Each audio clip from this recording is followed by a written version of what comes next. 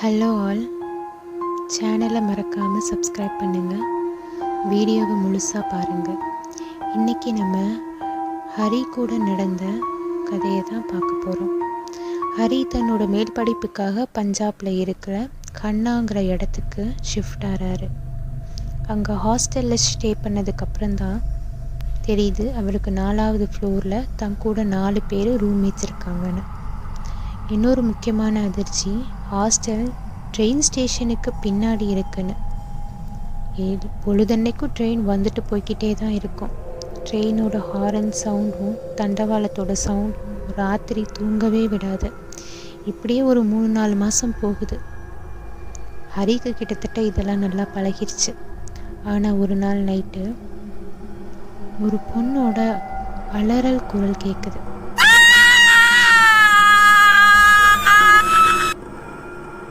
பயந்து எந்திரிச்ச 4 பேருக்கும் ஒன்றும் புரியலை. ஒன்றும் இல்லை, ஏதோ நமக்கு தெரியாமல் ஏதோ கேட்டுருச்சு அப்படின்னு சொல்லி எல்லாரும் திரும்ப படுத்து தூங்கிட்டாங்க. ஆனால் அது நிற்கவே இல்லை. ராத்திரி முழுக்க ஒரு பொண்ணோட அலறல் சத்தம் கேட்டுக்கிட்டே இருந்தது. லைட்லாம் ஆனில் வச்சுட்டு ஒவ்வொருத்தர் ஒவ்வொரு மந்திரத்தை சொல்லிக்கிட்டே ராத்திரி முழுக்க போச்சு. எப்படா விடியும்னு காலைல விடிஞ்சதுக்கப்புறம் காலேஜுக்கு எல்லாரும் ஓடிட்டாங்க. திரும்ப அந்த ஹாஸ்டலுக்கு வரப்போ ஒரே பயம். ஆனால் அன்னைக்கு நைட்டு எதுவும் இல்லை. ஆனால் எல்லாம் சரியாயிடுச்சுன்னு நினச்சப்ப தான் இது இப்போ தான் ஆரம்பிச்சிருக்குன்றதே அவங்களுக்கு புரிஞ்சிச்சு. ஒரு சின்ன பையன் ஹரியோட பக்கத்து பெட்டில் படுத்திருந்தவன் பக்கத்துலேயே நின்றுட்டு இருந்தான். யதார்த்தமாக திரும்ப எல்லாரும் இதை பார்த்துட்டாங்க. நான் பார்த்துட்டேங்கிறத காட்டுறதுக்கும் பயம், இங்கே வாடான்னு அவனை சொல்கிறதுக்கும் பயம். அந்த சின்ன பையன் அவனையே தான் பார்த்துட்டு இருந்தான், நகரவே மாட்டான். கிட்டக்கையே நின்று உத்து பார்க்க எல்லாருக்கும் அள்ளு விட்டுருச்சு. ஒவ்வொரு நாளும் இந்த மாதிரி ஒவ்வொரு கதை. திடீர்னு பார்த்தா ரூமோட ஒரு மூலையில் ஒரு பொண்ணு நிற்கும். உத்து பார்க்கும். பக்கத்தில் நெருங்கி வரலனாலும் பார்க்குற பார்வையிலேயே அந்த நாள் ஃபுல்லாக போயிடும். நைட்டு முழுக்க தூங்காமல் தான் உட்காந்துருப்பாங்க. தூங்குற மாதிரி இல்லைன்னா நடிப்பாங்க. திடீர்னு பார்த்தா போட்ட லைட் ஆஃப் ஆகும், பேப்பரெல்லாம் கிழிஞ்சு போகும், துணி வச்ச பேக் எல்லாம் அப்படியே ஒவ்வொரு பக்கம் செதறி கிடக்கும். கூடவே யாரோ நடக்கிற மாதிரி இருக்கும். யாரோடையும் எங்கேயும் எல்லா இடத்துக்கும் கூட ஒருத்தரோடு தான் போவோம். ஆனால் பாத்ரூமுக்கு தனியாக தானே போவோம். அங்கே கூட ஒருத்தர் வர மாதிரி இருந்தால் எப்படி? எங்கே போனாலும் யாரோ நம்மளை பின்தொடர்றாங்க, யாரோ நம்ம கூட இருக்காங்கன்ற உணர்வு இருந்துக்கிட்டே இருக்கும். அப்பப்போ என் பேரை சொல்லி யாரோ கூப்பிடுற மாதிரி இருக்கும். சிரித்த மாதிரி இருக்கும், கத்துன மாதிரி இருக்கும், அலற மாதிரி இருக்கும். என் ஃப்ரெண்டு ஓடி வருவான், எதுக்குடா என்னை சும்மா கூப்பிட்றேன்னு. நான் கூப்பிடலடா அப்படின்னு சொன்னால், நீ கூப்பிடலையா அப்படின்ட்டு பயந்து வந்து என் கிட்டக்கே உட்காந்துக்குவான். எங்களுக்கு என்ன பண்ணுறதுன்னு தெரியலை. ஹாஸ்டல் கம்மி விலைன்றதுனால இங்கே வந்துட்டோம். 1 இயருக்கான ரெண்ட்டையும் ஃபுல்லாகவே ஹரி கொடுத்துட்டதால அந்த ஹாஸ்டலை விட்டு மூவ் ஆகிறதுக்கான ஆப்ஷனே அவருக்கு இல்லை. வேறு வழி இல்லை, இங்கே தான் இருந்தாகணும். எல்லாத்தையும் பார்த்துக்கலாம், கடவுள் பார்த்துக்குவார் அப்படிங்கிற ஒரு நம்பிக்கையில் அந்த 4 பேரும் அப்படியே போனாங்க. ஆனால் எதையும் விடல. இருக்க எல்லாம் அதிகமாகிக்கிட்டே போச்சு. ஒரு நாள் ராத்திரி கூட ஒருத்தர் கூட நிம்மதியாக தூங்கலை.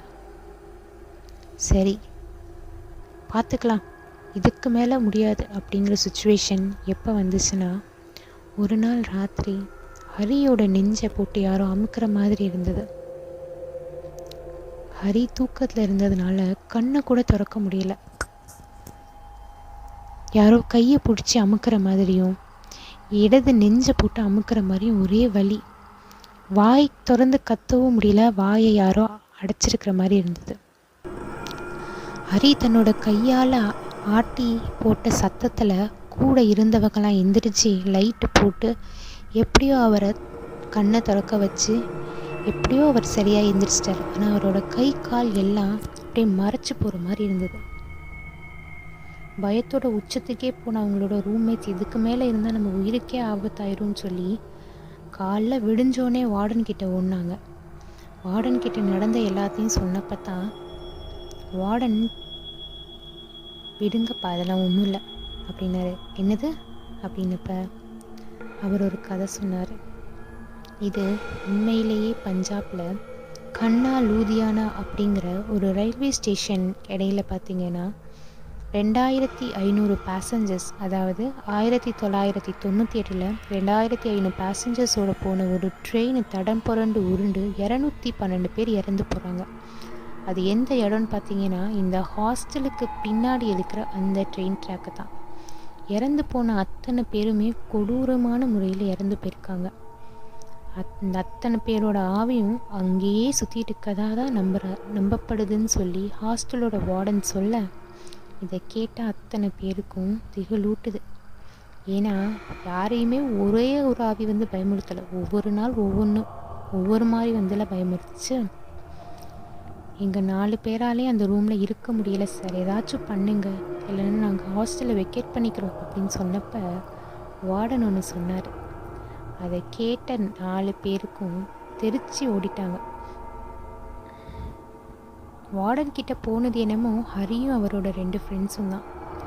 சொன்னது நாங்கள் 4 பேரும் இங்கே இருக்க முடியலன்னு. அதை கேட்ட வார்டன், நான் உங்களுக்கு ரூமையே 3 பேருக்குள்ள கொடுத்தேன் அப்படின்னாரு. என்ன சொல்கிறீங்க?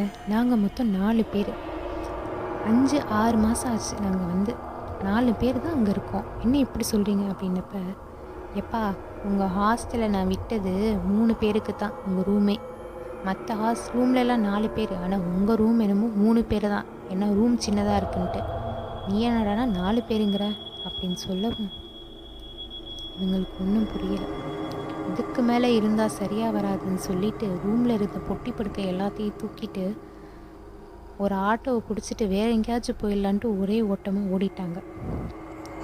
வழியில் போகிற ஹரிக்கு தன்னோட பேகு, தன் கூட இருக்கிற ஃப்ரெண்ட்ஸை பார்க்குறாரு. இவங்களை தாண்டியும் வேறு என்னமோ ஒன்று அவரை பின்தொடர்றத ஒவ்வொரு நிமிஷமும் உணர்றாரு ஹரி. பெட்டில் உட்காந்துருக்கீங்களா, சேரில் உட்காந்துருக்கீங்களா, மறந்து கூட கீழே குனிஞ்சியோ பின்னாடி திரும்பியோ என்ன இருக்குன்னு பார்த்துறாதீங்க.